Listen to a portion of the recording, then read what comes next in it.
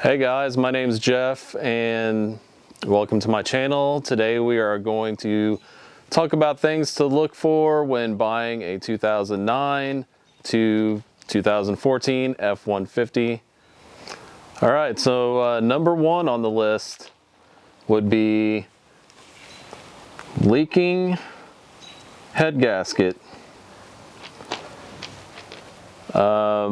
My truck, I haven't noticed any of that yet, but that is one thing to look for. Failure ignition coils.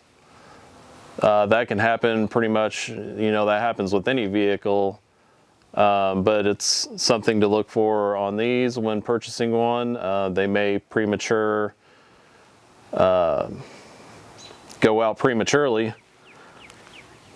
Number three, the exhaust recirculation valve. That is something else that can go bad. Again, I have not experienced this problem with mine, and I hope I never do. But that's something else to look for. Number four on the list is bad spark plugs, which again, this can happen with any vehicle after so many miles. Usually, I'd probably recommend within 100,000 miles to have those changed. It kind of goes hand in hand with the ignition coils. If you have bad spark plugs, they can make your ignition coils go bad or read a bad code. So that's something else you'd want to look for. Number five on the list is the electronic throttle body. Those have had reports of going bad or having problems with those.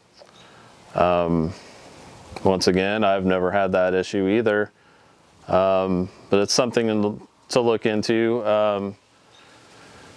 I would recommend probably cleaning your throttle body out. I don't even really know how often, but or run some fuel injection cleaner through it.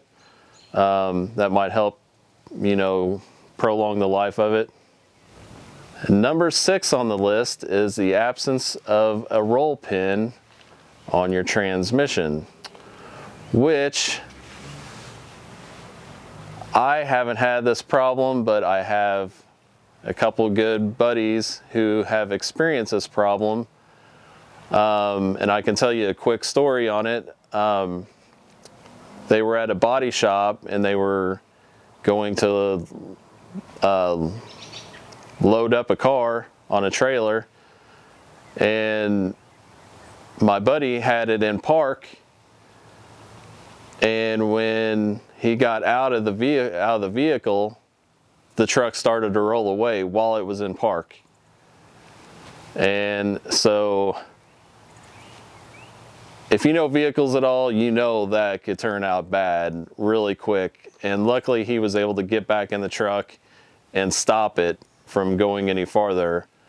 But that is a real issue that they had with these, and if I'm not mistaken, I think they actually had a recall on these for that issue.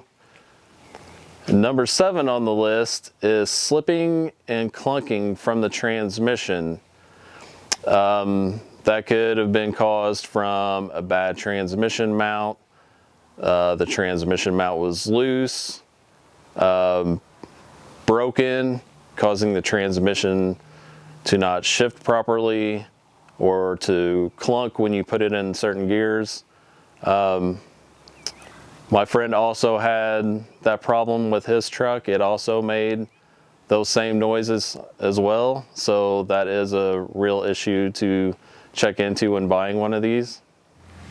Number eight on the list is failed power steering. I really don't know of anybody who's had this problem. I have not experienced it.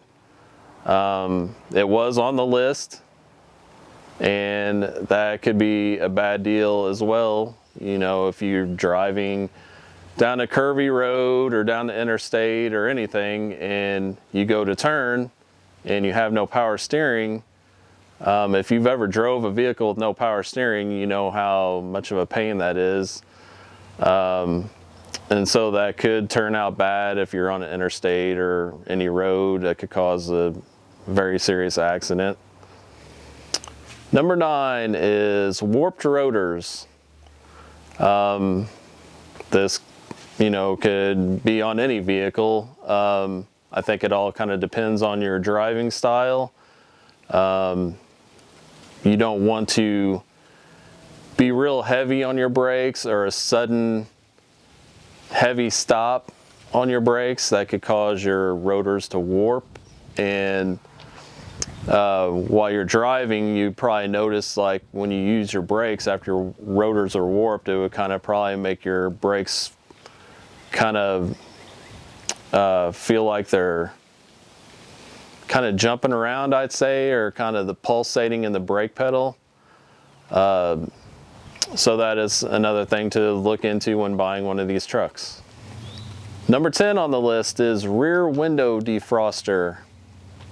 If your truck is equipped with rear window defroster like mine is, there are a fairly common issue with the rear defroster not working.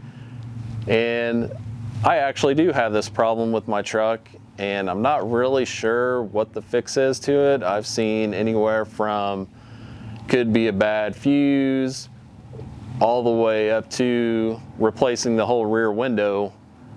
But I have not really checked into that yet, and it's not really something I really have to mess with. I've drove vehicles for years without having rear defrost on my truck, so it's not something I really feel like I need to check into right now. Number 11 on the list is the infotainment screen not working. Some people have reported this problem with their trucks. Mine works good. The only issue I've had with mine is the rear defrost button on the infotainment screen. I press the button and it doesn't turn on. Other than that, every other function on it works. So it is a problem, though, if you're looking at getting one of these trucks. And last on my list, when looking for issues when buying one of these trucks, is the evaporation leak from the gas tank. There have been problems with this. I don't know if it's really widespread. I don't even know if there's been a recall on them, but I haven't had that issue, but it was an issue with these trucks from 09 to 14, I believe. So that is my list of things to look for when buying a 2009 to 2014 F-150.